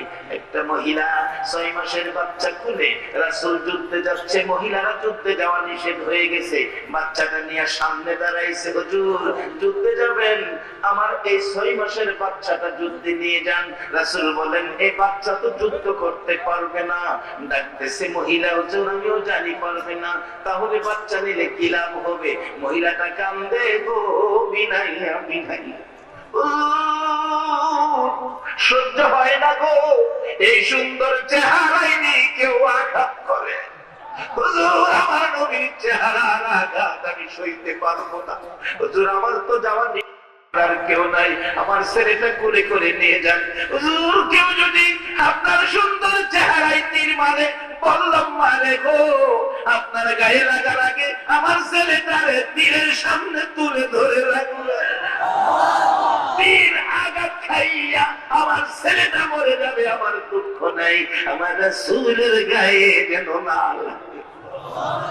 এই পাগল মদিনার মহিলারা ছিল গো মা, এর বিনিময় কি পেয়েছে আসুন সামনে। বলতেছিলাম আবু বকর সিদ্দিকের বিবি ডাকতেছেন, স্বামী দাঁড়াও, স্বামী দাঁড়াও, দাঁড়াও গো স্বামী, একেবারে খালি হাতে দিব না। শুনেছি মদিনার মহিলারা গলার হার, হাতের অলংকার, কানের অলংকার খুলে খুলে নবীর জন্য দিয়েছে, আমি খালি দিব না। কি দিবে বিবি, করে কিছুই নাই।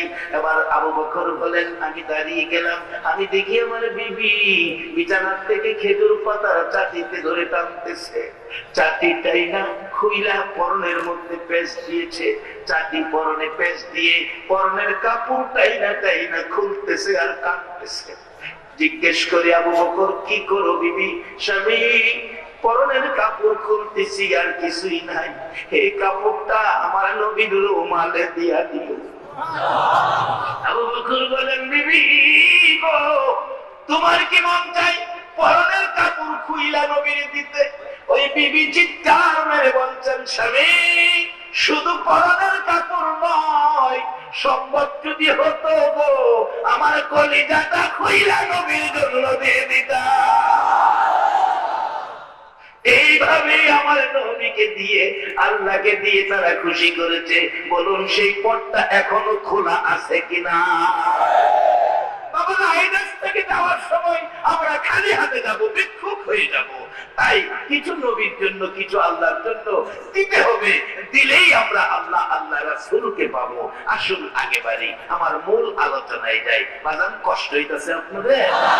মহব্বত আর একটু দুরূদ পড়ুন না। আল্লাহুম্মা সাল্লি আলা সাইয়্যিদিনা মুহাম্মাদ, আল্লাহুম্মা সাল্লি আলা সাইয়্যিদিনা মুহাম্মাদ, নাবিয়ানা সাফিয়ানা মাওলানা মুহাম্মাদ, নাবিয়ানা সাফিয়ানা মাওলানা মুহাম্মাদ। দিবানিশি মনে রে আমার আর দিও না যন্ত্রণা, দিবানিশি মনে রে আমার আর দিও না যন্ত্রণা।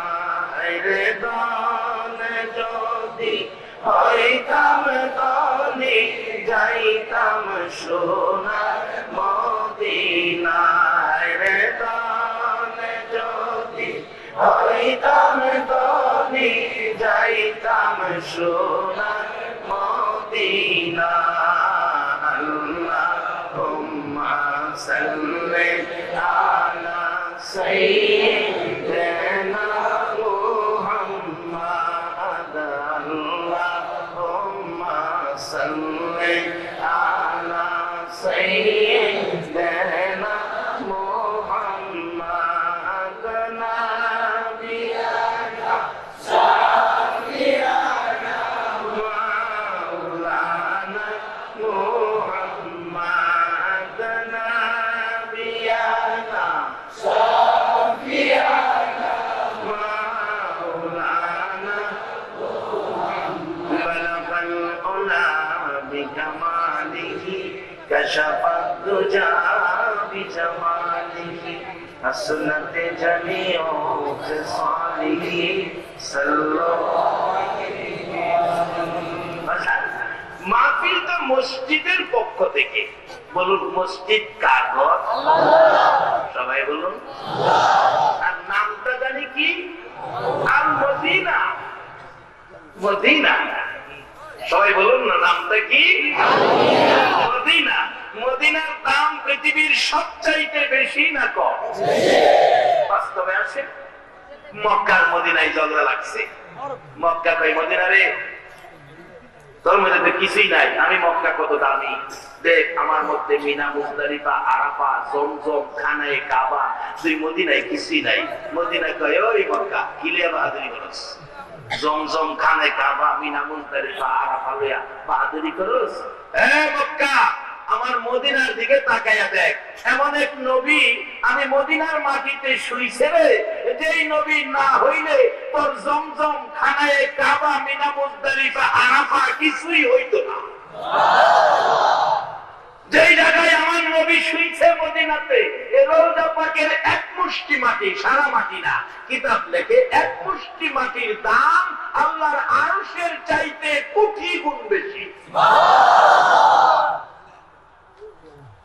সে নামে নামকরণ সেই মসজিদের পক্ষে আপনারা। এবার মসজিদ জানি কার ঘর? এবার চলুন মসজিদের বরকত।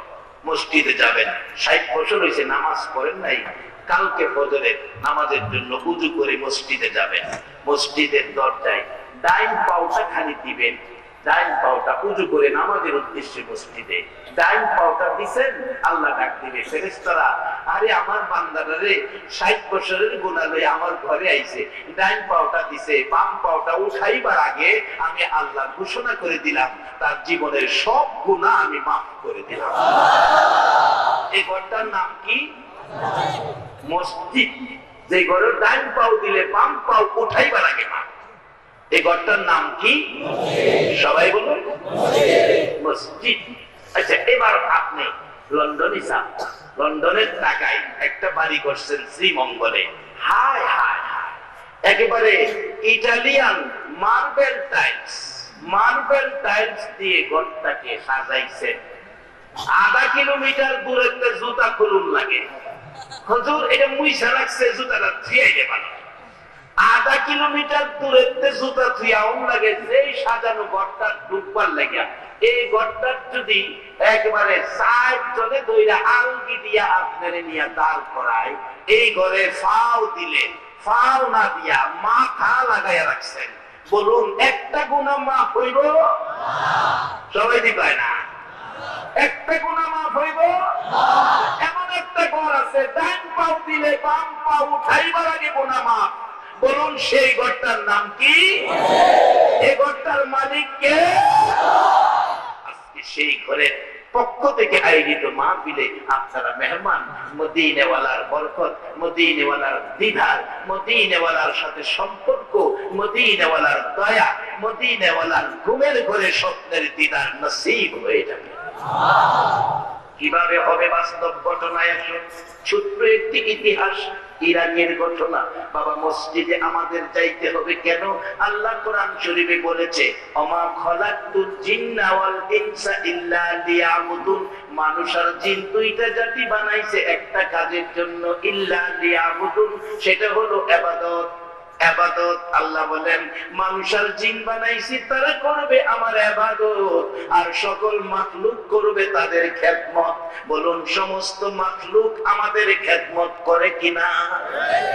আমরা শুধু ইবাদত করি না, নাইতে মাখলুকের খেদমত ঠিক আছে। সূর্য আকাশে ঠিক মতো উঠতেছে, চন্দ্র আকাশে ঠিক মতো উঠতেছে, তাদের দায়িত্ব পালন করতেছে, আমাদের দায়িত্ব কিন্তু পালন হয় না। এই জন্য আমরা বিপদ থেকে বাঁচতে পারি না। বলবেন ইবাদত করলে কি দিব? আল্লাহ কোরআন শরীফে কইছে, ফাদখুলি ফি ইবাদি ওয়াদখুলি জান্নাতি। তোমরা ইবাদতে ঢুকো, আমি তোমরা জান্নাতে ঢুকাবো। বাজান জান্নাতে যাইতে বলুন আপনারা রাজি আছেন কিনা? তবে জান্নাতের মূল ঠিকানা পাইছেন নি? আমার নবী বলেছে, উম্মতেরা রে, তোমাদের মার পায়ের নিচে তোমার জান্নাত। এই মারে কষ্ট দিয়েন না, মসজিদে যায়াও জান্নাত পাবেন না, মসজিদে যায়াও জান্নাত পাবেন না। বাজান হাদিস শরীফে রাসূল বলেছেন, আসসালাতু মিফতাহুল জান্নাহ, নামাজ বেহেশতের চাবি। তবে বাজান আমি জানতে চাই, বেহেশতের চাবি, বেহেশতের চাবি, তাহলে চাবি লয়ে গেলে বাহিরে তালা থাকে, বাজান ভিতরে সিটকারি আছে? ও সিটকারি আছে, ভিতরে কি আছে? নাইলে ইদ্রিস নবী যে ধাক্কাইলো তারা খুললে যদি যাইতার পর ইদ্রিস নবী তো ভিতরে গেলে হইলে ভিতরে সিটকারি ওয়ালা কয় আখিরি নবীর উম্মত না হইলে সিটকারি খুলতাম না। তো বাজান বাইরের তারা নামাজটা খুলবেন, ভিতরের সিটকারি খুলবেন কি দিয়া? নবী বলে সেই উম্মতেরা রে, মা বাবারে কষ্ট দিও না, নামাজ পড়েও তোমার লাভ হবে না। অথচ নবী বলেছেন নামাজ বেহেশতের চাবি। বাবারা, আমি এটাকে পরীক্ষা নিরীক্ষা করে দেখেছি। নামাজ হলো বাহিরের তালার চাবি, কিন্তু ভিতরের সিটকারি খুলবেন এই চাবি তো নাই। এই চাবি কোত্থেকে আনবেন? বাস্তবে আসেন, বাস্তবে আসেন। কোত্থেকে আনবেন?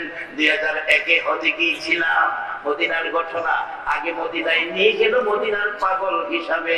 রাত্র 2টা বাজে মদিনার সীমানায় ঢুকলো বাস।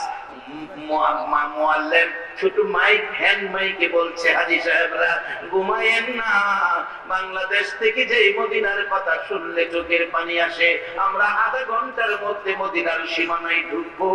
সকল হাজীরা ঘুম থেকে উঠে জকবক করতেছে, কোন সময় ঢুকবো মদিনার সীমানায়। মদিনায় সীমানায় ঢুকার আগে বলছে মুআল্লিম, দুরূদ পড়তে থাকেন, আমরা এই তো মদিনায় ঢুকলাম।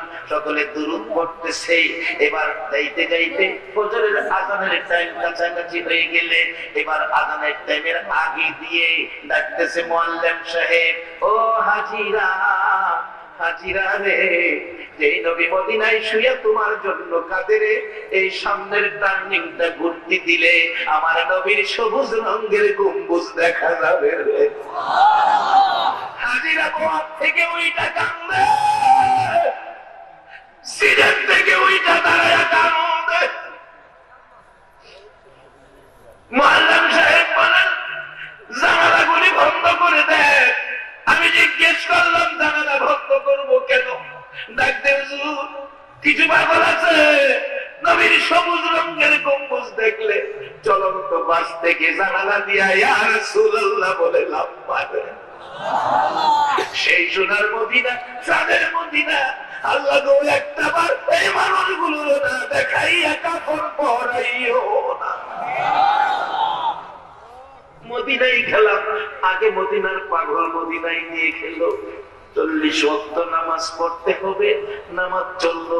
5 দিন পার হয়ে গেলে বাংলাদেশি আমার সাথে দেখা। হুজুর আপনি বাংলাদেশি না? আপনার নাম কি? তোবাজ্জল হুজুর। কারি আপনার ক্যাসেট তো বাজে, মসজিদে বেলালের পাশে যায় দেখি আমার ক্যাসেট বাজে। তখন অডিও, ভিসিডি না, অডিও বাজে। আমি দাঁড়ায় শুনি, বাঙালি সেলসম্যান, মসজিদে বেলালের পাশে মদিনায়। আমার দেখে কয় হুজুর চিনেন? আমার যে গান চিনি নি। আমি বললাম বাবা এর বাড়ি কই? কইরক কইরক। আমরা খুব শুনি ওনার ওয়াজ। বইরক বইরে মনে ছিল যাক কদুরা শুনি না যাই, চিনুন দরকার নাই। কদুরা শুনছি, তারা খুব শুনে। গত 2 বছর আগে আমার চাচা চাচি বইরক ওয়াজ করতে গেছে, ওনার নাকি গিয়া এই দোকানে শুনছি গেছে। খারিয়া হুনে চাচা কয় চাচি গেছে, ওই যে বাতি যাক গেছে। এই বাঙালি কয় আমরা বাংলাদেশি, ওনারা চিনেন? চিনি মানে উনি হয়তো আমার বাড়িরা। বাড়িওয়ালা রেখে কইছে থাকে দেখে বাসা করতে চাই। এই যে ওয়াক শুনি আমরা, এই হুজুরের চাচা চাচি আইছে। বাড়িওয়ালা নাকি খবর দিয়ে বাড়ির ভিতর দিয়া ওনাদের অনেক আপ্যায়ন করছে, খাবার দাবার খাওয়াইছে। বাংলাদেশ এবার যান, তোর নামে তো মদিনায় খাইয়ে গেছে। এই হোক, বলতেছিলাম এই যুবকটা বলছে হুজুর আমাদের বাসায় যাবেন, একটু দোয়া করবেন। অনেক বাঙালি আছে, আমরা একসাথে গেলাম, দোয়া হলো। আসার সময় হুজুর একটা ঘটনা কাজে লাগবে। কি? একটা ছেলে নতুন আসছিল বাংলাদেশ থেকে, মসজিদে নববীতে চাকরি দেয়া। কিন্তু দেখা গেল আমরা সকালে নতুন হিসেবে তার সাথে নিয়ে ঢুকলাম মসজিদে নববীতে। আমরা ঢুকতে পারে না, জ্ঞান হারা হয়ে পড়ে রাখে। 1 দিন 2 দিন 3 দিন পরে গেলে রাত্রে আমরা বসলাম, তোর সমস্যাটা কি বল। এই ছেলেটা কাঁদতেছে আর বলতেছে তোমরা আমার দেশে পাঠাও, আমার সম্ভব হবে না চাকরি করা। কারণ যেদিন বাংলাদেশ থেকে এই মসজিদে নববীর দায়িত্ব নিয়ে বিমানে উঠছিলাম, বিমানে ওঠার 1 সপ্তাহ আগে আমার মার একটা লাথি মারছিলাম। এবার একটা সত্য কথা বলবেন, বাংলাদেশে মারে লাথি দিলে মদিনার নবী খবর রাখি কিনা? তোমার তালা খুলতাম না, নামাজ দিয়া সিটকারি খুলতাম না, সিটকারি খুলতাম। আরে মা বাবার কথা মতো যে জন চলে না, বলুন মা বাবার কথা মতো যে জন চলে না, আল্লাহ নবীজির দয়া তারা পাবি না। আইরে আল্লাহ নবীজির দয়া তারা পাবি না। মা বাবাকে দুঃখ দিলে নামাজে রোজা যায় বিফলে, মা বাবাকে দুঃখ দিলে নামাজে রোজা যায় বিফলে, মার কলিজায় আঘাত দিলে খোদা সহে না, মার কলিজায় আঘাত দিলে খোদা সহে না, আল্লাহ নবীজির দয়া তারা পাবি না। আইরে আল্লাহ নবীজির দয়া তারা পাবি না। লম্বা ঘটনা, ওই ছেলেটা বলছে মদিনা যেদিন আসবো বিমানে উঠবো, 8 দিন আগে মারে লাথি মারছিলাম। মা বলছিল যা কোথায় যাবি, আল্লাহ যেন আমার নবী যেন এই লাথির বিচার করে। মসজিদের নববীতে নবী ঢুকতে দিল না। এই মা বাবারা যদি কেউ কষ্ট দাও গো বাবা, নামাজ রোজা হজ যাকাত মক্কা মদিনার ইমামও যদি হইতে পারো, কিন্তু আল্লাহর জান্নাতে তোমার যাওয়া হবে না। এমন ব্যক্তির জন্য নবী সুপারিশ করবে না। কোন মা বাবা আজকে বাড়িতে মেহমান 5-7 জন মহিলা একসাথে খাইতে বইছে, তোমার আমার মাও খাইতে বইছে, বাচ্চা 6 মাস কুলে, বাচ্চা খাবারের মধ্যে একটু পায়খানা করে দিছে, দুর্গন্ধে সব মহিলারা নাকে কাপড় দিয়া দিয়ে ঘর ছেড়ে দিছে খাবারের প্লেট লইয়া, কিন্তু দুর্গন্ধে সব মহিলারা ঘর ছাড়ছে। একটা সত্য কথা কইবে, আপনার আমার মা বাচ্চাটা কোলে, যেই বাচ্চা পায়খানা করলো মার কোলে, এই মা কি নাকে কাপড় দিছে? আরো পায়খানা কাপড়টা প্যাকেট করে এক সাইডে রাইখা বাচ্চা বাম হাতে বুকে চাপায়া 2 গালে জমায়া মা ভাত খায় আর কয়, বাবা এত গন্ধ হেরান না হে লাগে গো বাবা, আমার নাকে তো একটু গন্ধ লাগে না। যেই মা এইভাবে পায়খানা কোলে বাচ্চা পাশে পায়খানা, মা ভাত খায় নাকে গন্ধ লাগে না, এই মারে যদি দুঃখ দিয়ে থাকো তোমার কপাল পোড়া। এই মা বাবার জন্য কিছু করা বলুন দরকার আছে কিনা? বাবা খায়া না খায়া কষ্ট করে পুরান কাপড় দিয়া সময় চালাইছে, এইভাবে রাইতের খাবার সকালের খাবার দুপুরে টাকা পয়সা দিয়া সম্পত্তি কিনছে, শ্রীমঙ্গলের আশেপাশে 20 গাড়ি সম্পত্তি। বাবা অসুস্থ, ডাক্তার বলছে মাদ্রাজ পাঠাইতে হবে, মাদ্রাজের জন্য একটা স্ট্যান্ড নিয়ে গেছে। বাবা আপনার কিনা জমি, আপনার কিনা সম্পত্তি, এই 4 ঘন্টার সম্পত্তি বিক্রি করলে আপনার চিকিৎসা মাদ্রাজে হবে, একটা সই দেন, 4 ঘন্টা জমি বিক্রি করে নাই। বাবা ভাই পাগল হইছস তুই?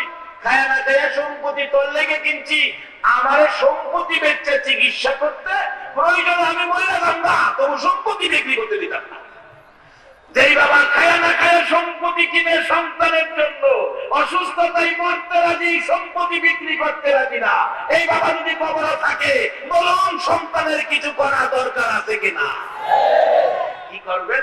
আল্লাহ কোরআন শরীফ শিক্ষা দিছে, রব্বির হামহুমা কামা রব্বায়ানি সগীরা। বাবারা ভাইরা গো, কষ্ট লাগে আজকে ওয়াজ করতে।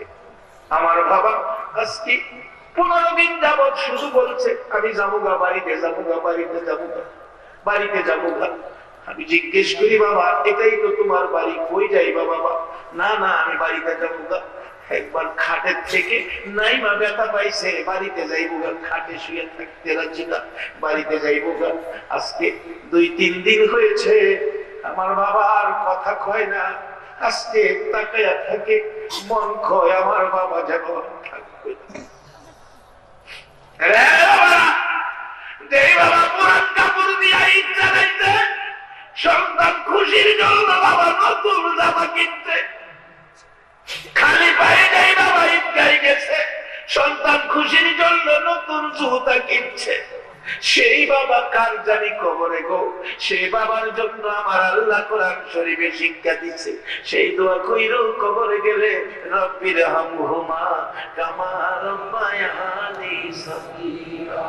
মার জন্য দোয়া কইরো গো, মা সন্তানের জন্য কত মা জীবন দিছে। কিছুদিন আগে মাহফিলে যাবো, তো সিদ্ধিমা তপ্তিতে প্রাইভেট হসপিটাল দেখি ভাঙ্গা, মানুষের ভিড়, মানুষ দৌড়াদৌড়ি করছে। জিজ্ঞেস করলাম গাড়ি থামাও, ঘটনা কি? অবস্থা বুঝা লয়। একজন কই হুজুর অন্য কোনো সমস্যা না যাইতে পারেন, সামনে বললাম হসপিটাল ভাঙ্গা, পুলিশ দাঁড়ানো। জিজ্ঞেস করি ঘটনা কি? পুলিশ বলেন হুজুর একটা মা বাচ্চা হবে, সিজারে বাচ্চা ভূমিষ্ঠ হবে, বাচ্চা খালাস করবে, ডাক্তার চিকিৎসা করতে যাইয়া, সিজার করতে যাইয়া, অপারেশন করতে যাইয়া একটা রোগ কাইটা পালাইছে গো হুজুর, সাথে সাথে বাচ্চার মা মৃত্যুবরণ করেছে। মা হসপিটালে আসার আগে সন্তানের জামা কাপড় কিনা থিয়াইছে, কিন্তু মা ভুল চিকিৎসায় একটা রোগ কাটা পড়ার কারণে মা মারা গেছে। এই জন্য এলাকার জনগণ উত্তেজিত হইয়া হসপিটাল মানছে। আর একটু সামনে যাইয়া দেখি মা বাচ্চা কোলে নেওয়ার স্বাদ ছিল, দুই গালে চুমানের স্বাদ ছিল। এই স্বাদের দরুদি মার লাশটা টেম্পুর মধ্যে বসতেছে, পোস্টমর্টমের জন্য মেডিকেল নিয়ে যাবে। আমার দেখে চোখের পানি আইসা গেছে। মাগো, একটা বাচ্চার জন্য তো তোমার জীবন দিলা গো মা। এই মারে কষ্ট দিও না, এই বাবারে কষ্ট দিও না। নামাজ রোজা হজ যাকাত দিও, আল্লাহ আল্লাহ রাসূল খুশি করতে পারবা না। ও বাবারা ভাইরা, শেষ দিকে এসে গেলাম। আসো এই মদিনা নামের মসজিদে থাইকা মদিনা ওয়ালার বরকতের বাদ তোমরা পেয়ে যাইবা। প্রশ্ন আসবে, হুজুর কিভাবে? এটাই আমার শেষ কথা, এটাই আমার শেষ কথা।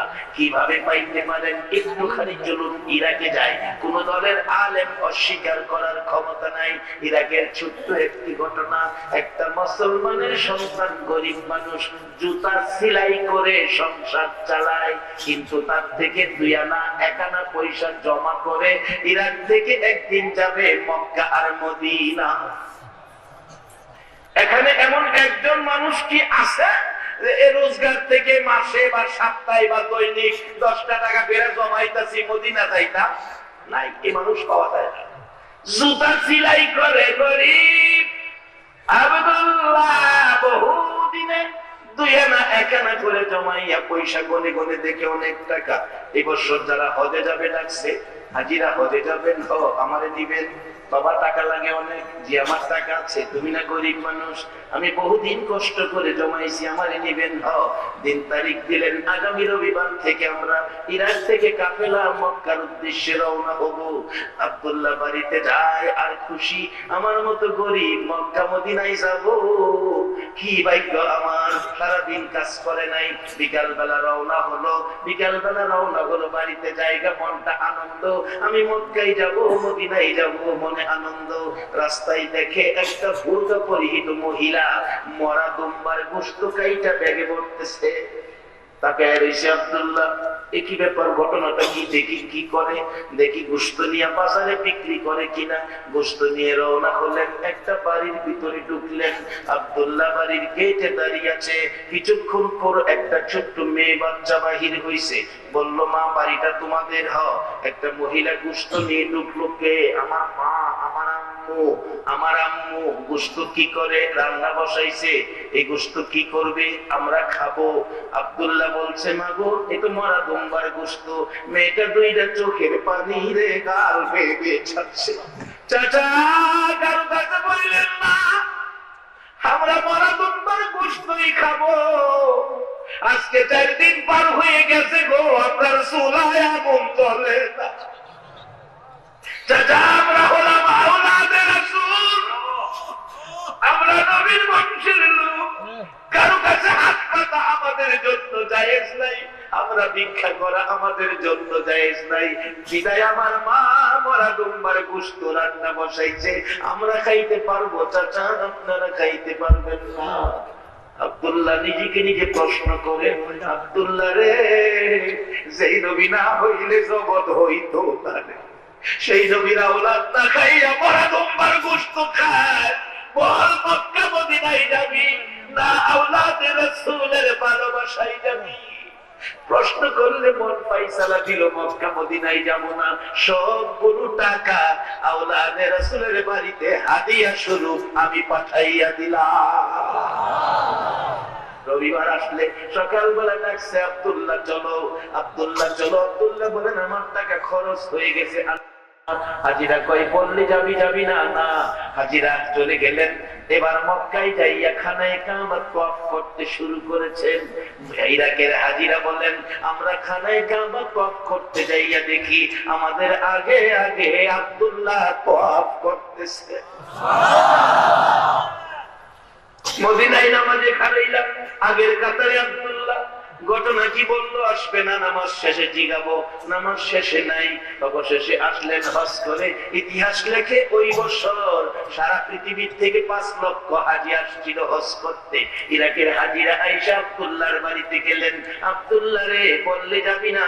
সব জায়গায় তোরে দেখছি, কিনাকাটা করতে গেলে দেখছি আগে আগে কিনাকাটা করস, নামাজে দাঁড়াইলে আগের কাতারে, তওয়াফ করতে গেলে আমাদের আগে মিথ্যা কথা কইলি। আব্দুল্লাহ বলেন, চাচা আমি গরিব হতে পারি, আমি জীবনে মিথ্যা কথা কই না। কি দেখলাম কি বলবো? হাজিরা বাড়িতে ঘুমাইলে রাত্রে আমার আল্লাহ ফয়সালা দেয়। রে হাজিরা, আব্দুল্লাহ তো হজে যায় নাই রে, তোরা মক্কা মদিনায় আইছস এই বছর 5 লক্ষ হাজি, কিন্তু একজনের হজ এবার আমি কবুল করি নাই। হাজিরা রে, আব্দুল্লাহ আমার নবীর ভালোবাসায়, নবীর আওলাদ না খাই আমার দুম্বার গোশত খাবে, সেই দুঃখে দুঃখিত হয়ে মক্কা মদিনায় আসলো না, সবগুলো টাকা নবীর আওলাদের দান করে দিল। আমার নবীর আওলাদের খুশি করলো, এই জন্য আমি আল্লাহ মক্কা মদিনার হজ প্যাকেট করে আব্দুল্লাহর জন্য ইরাকের জমিনে পাঠাইয়া দিয়েছি। ইরাকের জমিনে যদি আব্দুল্লাহর জন্য মক্কা মদিনার হজ পাঠাইতে পারে, বলুন আজকে যারা আল্লাহর ঘর মসজিদের মেহমান হইয়া আল মদিনা নাম লাগাইছো গো, মদিনার বরকতের পাশে এই জমিনে আসতে পারে কি না? আব্দুল্লাহ, তোর হজটাই শুধু কবুল হয়েছে, তোর হজটা কবুল করতে যাইয়া আজকে 5 লক্ষ হাজির হজ আমি আল্লাহ কবুল করেছি। আজকে সেই বরকতের দরজা তো খোলা। আব্দুল্লাহ মক্কা মদিনায় গেল না, হজের টাকাগুলো আওলাদে রাসূলকে দিয়ে দিল, আর আল্লাহ খুশি হইয়া মক্কা মদিনার হজ বাড়িতে দিল। আজকে এমন একটা সুযোগ আপনাদের মধ্যে, মসজিদ আল্লাহর ঘর, নামটা হলো আল মদিনা। আজকে মদিনার ভালোবাসায়, মদিনার ভালোবাসায় কেউ যদি রক্তের কামাই এই রোজগারের টাকা হইতে মসজিদের জন্য কিছু টাকা দান করতে পারেন, অবশ্যই মদিনাওয়ালার সাথে একটা রাত্রে ঘুমের ঘরে স্বপ্নে দেখা হয়ে যাবে। সেই মদিনাওয়ালার সাথে সম্পর্ক, মদিনার বরকত, মদিনাওয়ালার দেখার আশায় আল্লাহর ঘর মসজিদের পক্ষ থেকে 2 হাত আপনাদের কাছে বাড়াইলাম। একজন মানুষও উঠবেন না, যারা উঠবেন আমি মনে করব মদিনাওয়ালার ভালোবাসা আপনাদের নাই, মসজিদ আপনাদের কাছে ভালো লাগে না। আমরা তো উম্মত গুনাহগার, কে আসে মোদের তরাইবার, কঠিন হাসরের মাঝার সপরে চাহে আপনার আনবী। সালাম আলাইকা ইয়া রাসূল, সালাম আলাইকা ইয়া হাবিব, সালাম আলাইকা, সালাওয়াতুল্লাহ আলাইকা। নবীজি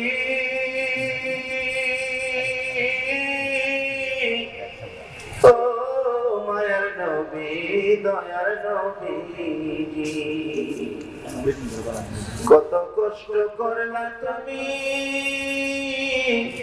নবী গো উম্মতের লাগিয়া, কত মায়, কত কষ্ট, কত দুঃখ, কত ব্যথা সইলা গো নবী উম্মতের লাগিয়া।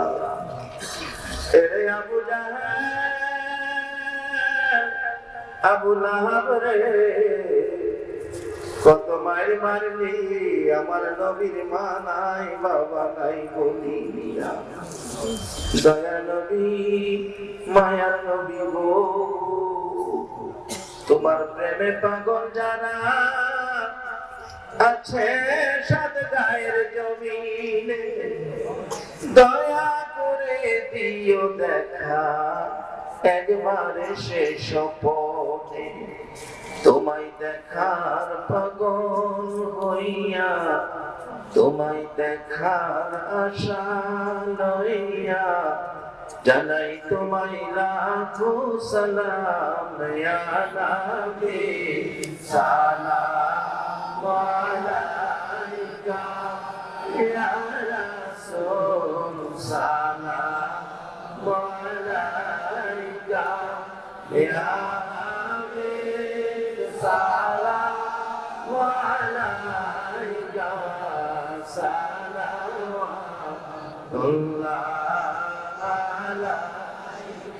बेजाए रुक मेरे गुरु सलाम पर मदीना नबी और अपने मुकाम बलगल उला जमानी कशफत जमानी असनत जमियो सालिही ময়দানে দাঁড়িয়ে তুমি যখন বলেছিলেন সারা ওয়ার্ল্ডে সারা পৃথিবীর সবচেয়ে পণ্ডিত ব্যক্তি হোক, সবচেয়ে বেশি জ্ঞানী ব্যক্তি হোক, তার উত্তরে যদি আমার নবী প্রেম ভালোবাসা না থাকে তাইলে সে হবে আমার পায়ের জুতার ফিতা তুল্য, তাকে আমি মনে করি না। আর রাস্তার সুইভার রাস্তার মুসি যদি তার অন্তরে যদি আমার নবীর প্রেম ভালোবাসা থাকে আর ওই ব্যক্তিকে আমি আমার মাথার তাজ হিসাবে মনে করি।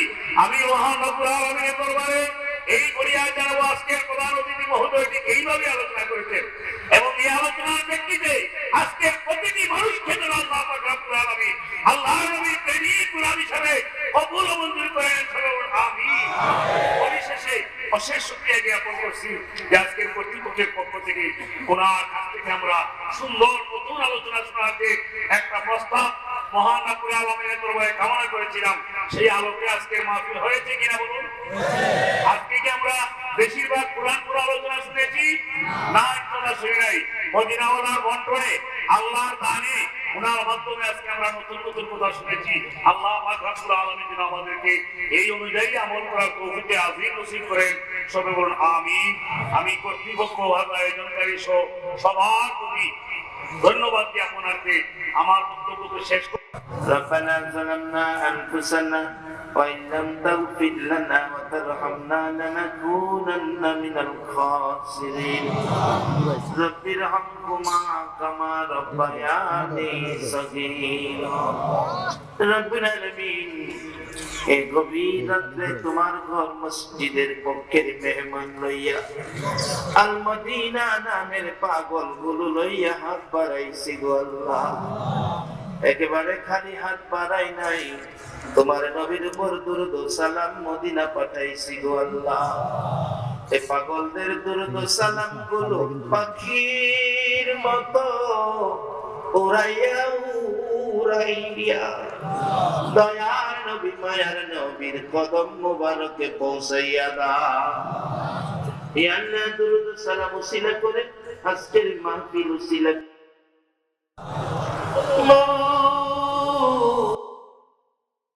বন্ধ হয় না। ছেলেটা টেলিফোন করে সান্ত্বনা দেয়, মা কাঁদো না বাবা গো, আমি তো ভালো আছি, ভালো বেতনে চাকরি করি, কোম্পানি বলেছে 3 বছর পর আমাকে বাড়িতে যাওয়ার ছুটি দিবে। মা দরদি 3 গনে 7 লক্ষ টাকার জিনিস মা বাবার জন্য কিনছি, এয়ারপোর্টে নাই মা, বাহির হইয়া দেখে রে মা বাবারে দেখা যায় না। বড় ভাই দাঁড়িয়ে আছে, ভাই মা রহমতের জন্য কবরবাসীদের নাজাতের জন্য মাহফিলটা কায়েম রাখো গো আল্লাহ। মাহফিলে যারা আসছে আসবে, সাহায্য সহযোগিতা করেছে করবে, সকলকে তুমি একটা রাত্রে গো আমার দয়ার নবীরে ঘুমের ঘরে স্বপ্নে দেখাইয়া দিও গো আল্লাহ। নবীজিকে স্বপ্নে দেখাইয়া আমাদের কলিজা ঠান্ডা করে দিও গো আল্লাহ। আল্লাহ মাহফিলের জন্য ইমাম সাহেব সহ আমার বাবাজি ভৈরব পর্যন্ত গেছে, আল্লাহ যারা পরিশ্রম কষ্ট করেছে কমিটির সকল সদস্য গুলাকে তোমার কুদরতি হাতে দিয়ে গেলাম। আল্লাহ আমার নবীর ভালোবাসার মালা গলায় পরাইয়া দাও গো আল্লাহ। যাদের ছেলে মেয়ে আছে প্রত্যেকের ছেলে মেয়েদেরকে হায়াত বাড়াইয়া দাও আল্লাহ। যত পরীক্ষার্থী আছে আমার মাদ্রাসা সহ স্কুল মাদ্রাসার সকল